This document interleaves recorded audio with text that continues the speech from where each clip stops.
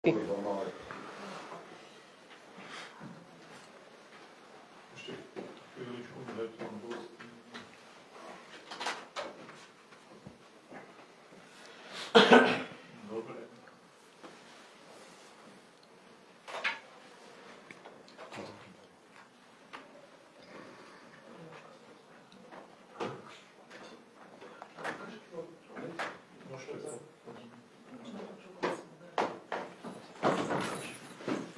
koľko? Dobre.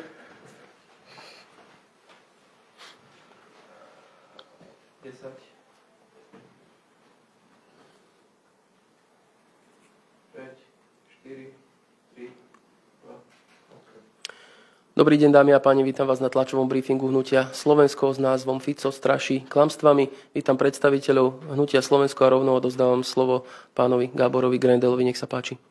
Ďakujem pekne za slovo, dámy a páni. Robert Fico urobil chybu. Krvavé oči Roberta Fica voči špeciálnej prokuratúre ohrozujú prijatie štátneho rozpočtu do konca tohto roka. Nič iné v skutočnosti za tým nie je. Beztrestnosť kamarátov Roberta Fica bola prednejšia pre Roberta Fica ako to, aby sa venoval prijatiu štátneho rozpočtu na budúci rok. Včera v noci sa zobudil, zistil, že to tak je, prišiel do Národnej rady, ale je neskoro.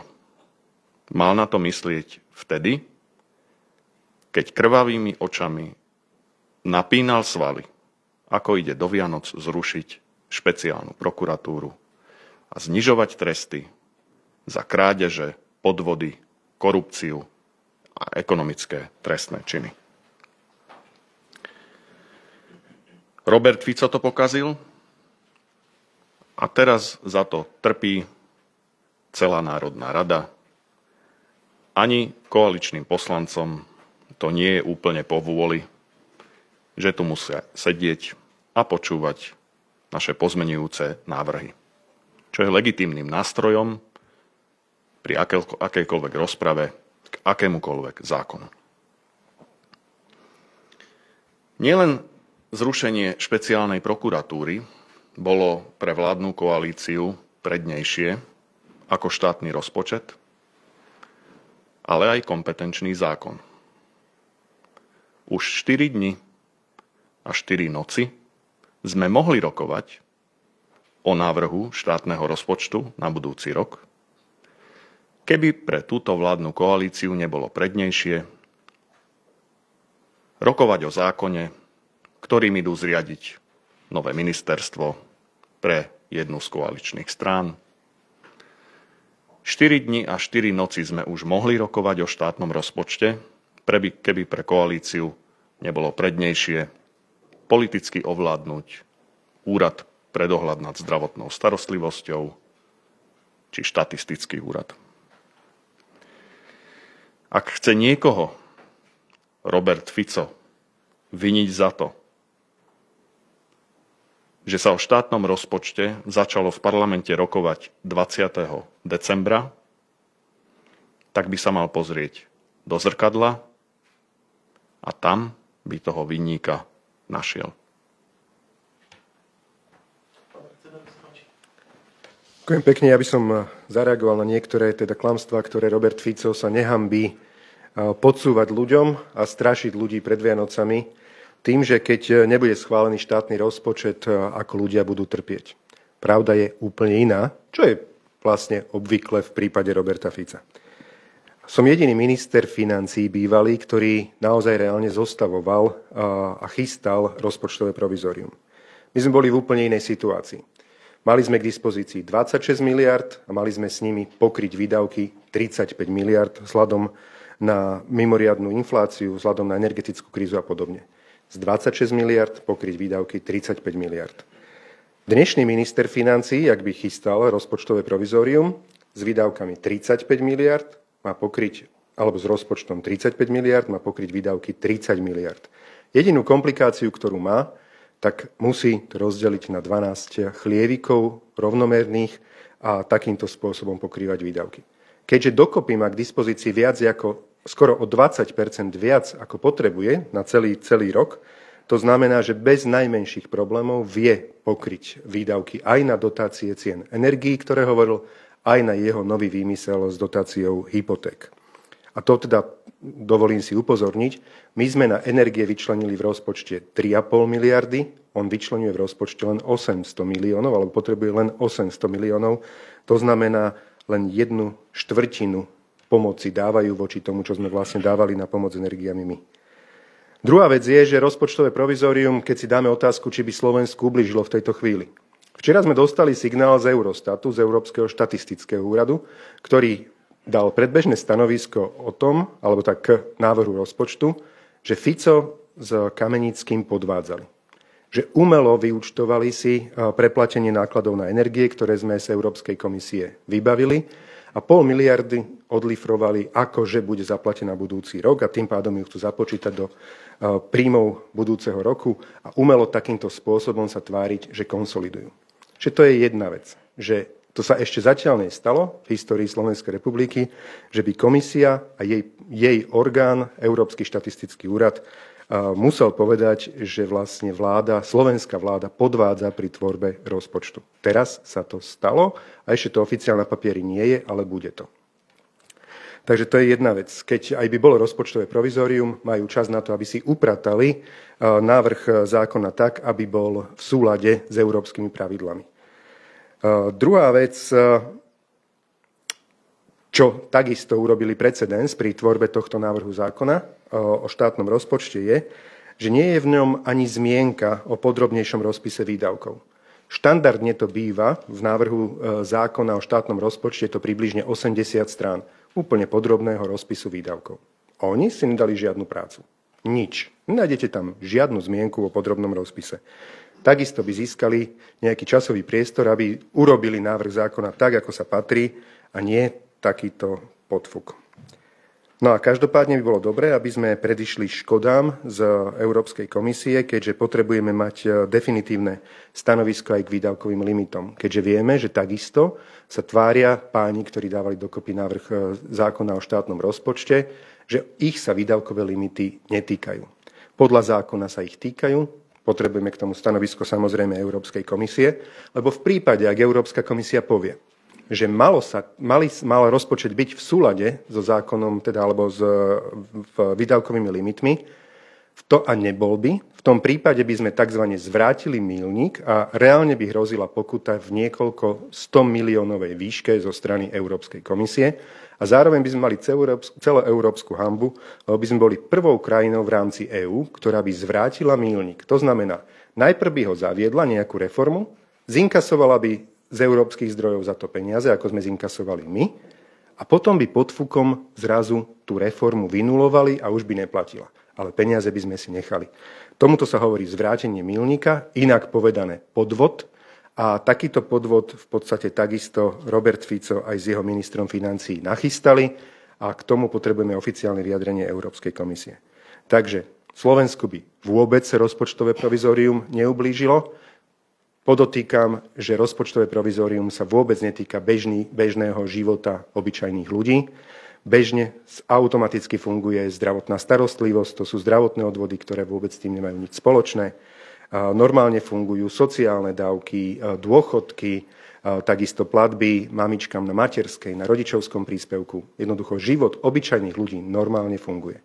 Rozpočtové provizórium len by upratalo podvodníkov s menom Robert Fico a minister Kamenický, ktorí jednoducho nachystali podvodný rozpočet, poslali ho do Európskej komisie a myslia si, že ich podvedú, okabátia, ako podvádzajú svojich voličov.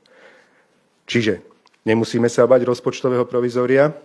Aj 10 rokov Slovensko by prežilo rozpočtové provizórium, ale bola by to o mnoho menšia škoda, ak Slovensko bude mať žiť vo Ficovej totalite, o ktorú mu v podstate v skutočnosti len a len ide.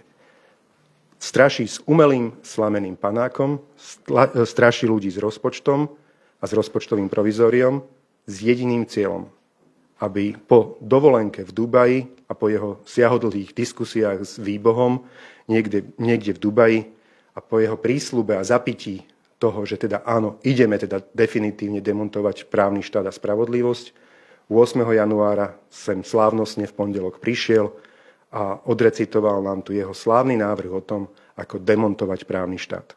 Čiže jednoducho, Robertovi Ficovi ide o to, aby čím skôr, aby hneď už 8. januára začal s atentátom na spravodlivosť a nám nejde o nič iné, aby sme tento deň čo najviac odsunuli. Keď sa dá, tak o poriadne mesiace. Ďakujem pekne. Ešte pán Mikulec, nech sa páči. Dámy páni, tak ako bolo povedané, Robert Fico je nervózny. Spravil chybu, teraz je nervózny, lebo mu nevychádza jeho plán. Asi mu nevychádza to, že slúbil svojim priateľom, že do Vianoc im asi zabezpečí beztrestnosť. No a zjavne je z toho naozaj vykolajený, pretože opäť používa to, čo už bolo spomenuté, má krvavé oči a používa vyhrážky. Straší ľudí, tak ako pred voľbami, uvádza fakty, ktoré sú klamstvami, ako sa tu teraz dozvedáme. Rozpočtové provizorium by vôbec nebol žiadny problém. Ľudia sa nemusia obávať na Slovensku, že by prišli o akékoľvek svoje dávky alebo akékoľvek príspevky. Straší opäť úrad špeciálnej prokuratúry, vyhráža sa, neváha prerážať dno znova a znova. Už sme sa dozvedeli dnes, že dokonca sa úrad špeciálnej prokuratúry zahráva s ohňom, keď si myslí, že tie obštrukcie, ktoré tu v parlamente prebiehajú, pomôže k nejakým aktivitám, o ktorých vie zase opäť Robert Fico. V minulosti vedel o dlažobných kockách, ktoré boli pripravené na útok, frontálny útok na úrad vlády. Teraz opäť vie niečo Robert Fico, čo nevieme samozrejme my ani občania. Ale čo ešte dôležitejšie, vyhráža sa študentom a samotnej akademickej pôde. Toto je absolútne nepriateľné a ja chcem aj z tohto miesta za Hnutie Slovensko vyjadriť podporu samotnému študentovi Univerzity Komenského právnickej fakulty, ktorý bol podpísaný pod otvorený list a samozrejme aj jeho kolegom, jeho spoluštudentom a chcem vyzvať Roberta Fica, aby bol chlap a ospravedlnil sa. Výhražky akademickej pôde nepatria do úst premiéra, napriek tomu, že samotný Robert Fico ako premiér niekoľkonásobný neváhal urážať kohokoľvek, dokonca aj pani prezidentku. Vyzývam ho, aby sa ospravedlnil, a ak nie, tak vyzývam všetkých študentov z každej jednej univerzity, fakulty, aby sa pridali k študentom právnickej fakulty a podporili ich, pretože naozaj len požiadali o otvorenú debatu k téme, ktorá ich odborne zaujíma a je to absolútne legitímne z ich pohľadu. Ja im za to chcem poďakovať a ešte raz vyjadriť podporu. Ďakujem pekne, nech sa páči priestor pre otázky. Dobrý deň, Martin Prúčka, televízia Markíza. Je tu samozrejme šanca, že sa vládna koalícia rozhodne nejakým spôsobom schôdzu rozpravu ukončiť o štátnom rozpočte, aby ho mali odhlasovaný do konca roka. Jednou z možností je, že by porušili rokovací poriadok. Povráva sa, že sa na to minimálne Peter Pellegrini chystá. Čo by ste robili v takom prípade? V podstate to je veľmi jednoduché. To, čo sme videli o 12. od Roberta Fica, tak to bolo de facto príkaz svojej podržtaške, aby podržtaška konala. A teraz sa ukáže, že či je Pellegrini podržtaška, to znamená nehodný byť prezidentom, alebo odmietne slúžiť mafii a povie, že nie, že opozícia má legitímne právo, aby rokovala. Jeden aj druhý slúbili v posledných týždňoch, že žiadne debaty v parlamente nebudú obmedzovať, že oni sú granti, oni určite nebudú siahať na práva opozície. My dnes neporušujeme zákon. My využívame len to, čo nám zákon dovoluje, a to je rokovací poriadok. Oni to vedia zastaviť násilím jedine vtedy, keď vedome porušia zákon. A ešte raz hovorím, Pellegrini sa opäť môže, tak ako po voľbách sa mohol rozhodnúť, že či teda bude sluhom mafie, alebo bude slúžiť verejnému záujmu. Aj teraz môže ukázať, že odmieta prijať tento príkaz, ktorý dostal prostredníctvom médií, a odmietne byť poslušným Havinkom alebo podržtaškou Roberta Fica. Ešte pán Grendel? Ešte by som to doplnil, veď Peter Pellegrini nám tu celé dni odkazuje, že ak do tohto piatka neprerokujeme štátny rozpočet a ďalších asi 7 zákonov, tak budeme rokovať 27., 28. a tak ďalej. Však rokujme. Tak nechápem, tak naozaj doteraz sa tváril, či to bol len blaf, doteraz sa tváril, že po sviatkoch ideme pracovať. Veď poďme pracovať. 27. decembra je riadny pracovný deň. My sme pripravení. Tak klamal, keď tvrdil, že ak do piatka neskončíme, tak potom pôjdeme ďalej normálne 27. regulérny pracovný deň. Tak snáď Peter Pellegrini neklame, pán budúci prezident. To by nebola dobrá štartovacia čiara do kampane. Nech sa páči. Pán Majerský z KDH povedal, že oni sa teda k tejto obštrukcii nepridávajú. Progresívne Slovensko, podpredsednička klubu, takisto mi povedala, že obštrukciou chcú niečo dosiahnuť a toto podľa nich nič nedosiahne. Aká je teda nálada v opozícii? Ste na niečom dohodnutí aktuálne, alebo ste tam sami? Je to vec každej politickej strany, aké nástroje využije, aké politické priority považuje za dôležité. Ja ostatných komentovať nebudem. Pre nás je priorita oddialiť rokovanie o zrušení špeciálnej prokuratúry. To je priorita, ktorej sme podriadili všetok náš voľný čas, pracovný čas, energiu. Tomu sa venujeme. To je naša vizitka. Ostatných nech posudzujú ľudia. Ja to nebudem komentovať. Dobrý, Straňová televízia. Aký je teda plán? Vyzerá, že len vy plánujete čítať pozmeňovacie návrhy na teraz. Koľkí poslanci teda ešte vystúpia a videli sme tu už 7 hodín, to bol zatiaľ rekord. Predpokladám, že pán Matovič sa pokusí to preskočiť. Takto. Do rozpravy je za náš klub, sú prihlásení všetci poslanci. Dohromady je nás 16. Pani Záborská je z dôvodu práce neschopnosti ospravedlnená, čiže 15 poslancov je prihlásených za klub Hnutia Slovensko a z tých 15 teraz vystupuje 4. Sme v písomnej rozprave, takže keď dokončí pán poslanec Krajčí, ešte je na rade ďalších 11. A podľa zákona o rokovacom poriadku by sa po písomnej rozprave malo dať ešte prihlásiť do ústnej rozpravy. Na to sme tiež pripravení, takže asi to je odpoveď. A čo urobí pán poslanec Matovič, tak neviem, či prezradí. Ja som posledný v poradí z našich poslancov momentálne, takže vidím, obdivujem ich, akože Gábor 7 hodín, 6 hodín,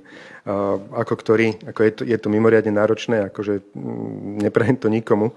Na druhej strane si treba uvedomiť, a to bez úsmevu, že každá 1 hodina vystúpenia opozičného poslanca v sále znamená o hodinu dlhší život spravodlivosti na Slovensku. A akýkoľvek opozičný poslanec, keď sa rozhodne, že uprednostní tú rybu so šalátom, dovolenku, luxusnú, možno nejakú dovolenku niekde na Tahiti počas Vianočných sviatkov a uprednostní ju pred ochranou spravodlivosti, bude to len a len o jeho svedomí. Naše svedomie v tejto chvíli káže, že musíme dať zo seba fyzicky, čo je v nás. U niekoho 6 hodín, u niekoho 7, možno ja dokážem 10. Neviem, pripravení sme jednoducho bojovať. Lebo s vedomím, že každá hodina navyše sa ráta. Dopredu kolaborovať alebo byť účastný akokoľvek ako spolupáchateľ na tom, že vlastne skrátime život spravodlivosti, ja by som s tým nedokázal ani zomrieť, nie to žiť. A tým pádom tak sme sa aj zariadili. Možno taká technická vec, čo sa týka tých hodín, že je to asi na dobrej vôli predsedajúceho, ak vám dá napríklad ako pánovi Mikulcovi krátku hygienickú prestávku, čiže ako to chcete riešiť, prípadne ak by tá dobrá vôľa pominula, alebo... No, ja som mal včera napríklad takú situáciu, že pán predsedajúci v podstate bez oznámenia sa zdvihol a odišiel z rokovacej sály, čo by sa stať nemalo. Čiže mal prerušiť schôdzu v tej chvíli. Takže keď sa vrátil, tak som ho poprosil, že teda keď on môže mať nárok na hygienickú prestávku, mal by mať nárok v podstate každý. A uznal to a na pár minút teda prerušil schôdzu. Ale áno, máte pravdu, je to na dobrej vôli jednotlivých predsedajúcich. Donútiť sa samozrejme nedajú. Nech sa páči. Keď niekto, ja len krátko, ak sa kolega pýtal na to, že ak by došlo k tomu prerušeniu alebo nejakým spôsobom sa utne tá debata, akým spôsobom vy môžete sa prípadne naozaj, ale teda nejaké kroky podniknúť, čo môžete urobiť vlastne? Ako myslíte utne? Ak by sa teda využila možnosť ukončiť rozpravu, napriek tomu teda, že tu bola tá dilema, či môže, alebo... zákonom myslíte, alebo v súlade s zákonom? Tak neviem, aký spôsob zvolia a aj B môžeme. Pán predseda parlamentu dnes v noci po mojej faktickej poznámke, ktorou som reagoval na tých, ktorí reagovali na to moje 7-hodinové vystúpenie, sa dušoval, že akékoľvek rozhodnutie príjme parlament v súvislosti so štátnym rozpočtom a s touto rozpravou bude demokratické. Tak ak má byť nejaké rozhodnutie demokratické, tak z toho logicky vyplýva, že rozhodnutie, ktorým sa porušuje zákon, nemôže byť demokratické. No a ak ukončia schôdzu demokraticky, čiže v súlade so zákonom o rokovacom poriadku, tak áno, môžu to ukončiť na návrh predsedu parlamentu, ale ako sme to už aj včera hovorili, podľa paragrafu 35 zákona o rokovacom poriadku, v tom prípade musí spravodajca prečítať ešte neprednesené pozmeňujúce návrhy. Ty koľko? Dosť. Je ich dosť. Máme Ďakujem ešte pekne. otázku? Nie? Ak nie, tak pán predseda ešte. Chcel som povedať k tomu ešte, keď sa pýtali, že tej hygienickej pauze, možno to je áno, že čo ľudí zaujíma, že keď zrazu máte stáť niekde 6, 7, 8 hodín, 10 hodín, chce sa im vám ísť na vecko a zrazu to predsedajúci nemá napísané v zákone, že to musí urobiť. Čiže áno, je to otázka v tom prípade nie na zákon, ale na morálku, na ľudskosť, na slušnosť.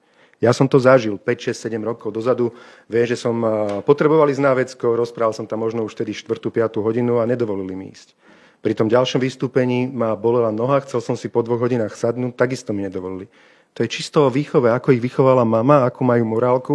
A jednoducho ľudia bez morálky vás tam nechajú, áno, možno aj v priamom prenose sa pocikať. Keď vás bolí noha, tak vás tam nechajú stáť, lebo jednoducho im nejde o to, aby vy ste využili svoje právo a mohli ho využívať. Je to vaše ústavné právo. Im ide o to, aby vás potupili a pokorili. S týmto tu bojujeme a boli by sme veľmi radi, aby teda sme bojovali v čo najväčšom počte. Ale každopádne ešte k tej téme Ficovej tlačovky alebo táto strašenia ľudí. Keď tak obrazne možno poviem, tak Slovensko prežije aj 10 rokov v moratóriu, ale keď sa Slovensko prežije aj 10 rokov v rozpočtovom provizóriu. Ale keď sa raz dožije Ficovej totality, tak demokratické Slovensko prestane žiť. Takže čo je teraz dôležitejšie? Bojovať za to, aby sme si spravodlivosť a právny štát tu zachovali, alebo sa zlaknúť z Ficového strašenia rozpočtovým provizóriom. Pre každého demokrata v slovenskej politike je dnešná voľba jasná a takisto, keď si dáva na misku váh ten rodinný život možno počas Vianočných sviatkov v pokoji so svojou vlastnou rodinou, alebo možno to pohodlie, alebo luxus na dovolenke, alebo stáť za tým rečníckym pultom hodiny a hodiny a bojovať za základy, lebo pilier spravodlivosti je základný pilier každého právneho štátu. Ďakujem veľmi pekne, že ste prišli. Ďakujem za účasť, kolegovia, a prajeme ešte pekný deň. Dovidenia. Ďakujem.